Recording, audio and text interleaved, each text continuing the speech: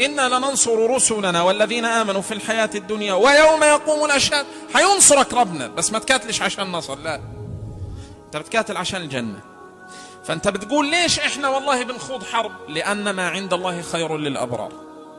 وليش الشهداء بروحوا؟ لأن ما عند الله خير للأبرار. وليش الناس تقصف بيوتها؟ لأن ما عند الله خير للأبرار.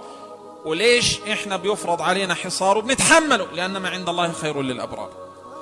هتقول طيب وين أنواع النصر السياسي والفكري؟ حييجي إن شاء الله، لكن في العلاقة بيننا وبين الله حقيقتها قائمة على إن الله اشترى من المؤمنين أنفسهم وأموالهم بأن لهم الجنة. هذا العقد الذي بيننا وبين الله، ما سوى ذلك خارج عن العقد، زائد عن العقد بيننا وبين الله. المحور الثالث وأختم به إن شاء الله، وأخرى تحبونها. إحنا بنقول يا أخواننا هل مطلوب منا أن نرى النصر؟ بنقول لا.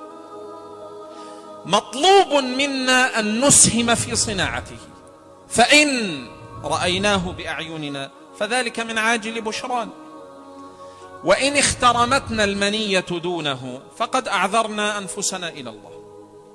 لكن ربنا عالم بأحوالنا، إحنا كبشر بنحب أي شيء عاجل من الدنيا، بنحب نرى، هذا مركوز في فطرنا، نحب أن نرى ثمار أعمالنا. علم الله ذلك منا فاستجاب لنا وقال وأخرى تحبونها نصر من الله وفتح قريب. في واقع الأمة اليوم تقلب نظرك بتلاقي والله بالفعل الذين كفروا تقلبوا في البلاد، ومش بس هيك، وظنوا أنهم قادرون عليها وعلى المؤمنين. أليس هذا هو الواقع؟ لكن في نفس الوقت بتلاقي أنه قبل 2 أو 3 صار في انسحاب لأمريكا من أفغانستان، وبتلاقي أنه في عالمنا اللي الآن في كسر لأحادية أمريكا في التفرد في قيادة العالم، وبتلاقي والله أنه سياسة الردع عند العدو الصهيوني اليوم مش هي قبل 20 سنة، تآكلت وتآكلت جدا. كل هذا يا إخواننا من عاجل البشرى لنا في الدنيا قبل الآخرة، ويزيدنا يقينا وأخرى تحبونها نصر من الله وفتح قريب. لكن في سنن الله، بنقول سنن الله بتعمل بشكل متزامن، ومن سنن الله التي تعمل بشكل متزامن تمحيص الله للمؤمنين ومحق الله للكافرين. هذه الجزئية وأختم بها إن شاء الله. ربنا في آل عمران قال وليمحص الله الذين ويمحق الكافرين. هاتان السنتان تعملان بشكل متزامن وجزئي متراكم. إيش تفسير هذا الكلام؟ تفسيره باختصار بقدر ما يحصل لنا من التمحيص بقدر ما يحصل لأعدائنا من إيش؟ من المحق. هذا المحق أنت شفته ولا ما شفتوش؟ في محق أنت ما شفتوش لقصور عندك أو لتقصير في إدراكه، لكن هو واقع.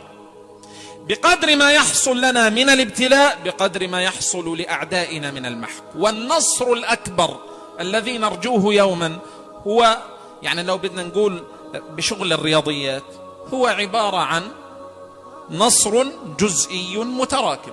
خلينا نجيب نموذج تطبيقي يا أخوانا، صلوا على النبي. متى أهلك الله فرعون؟ وقت إيش؟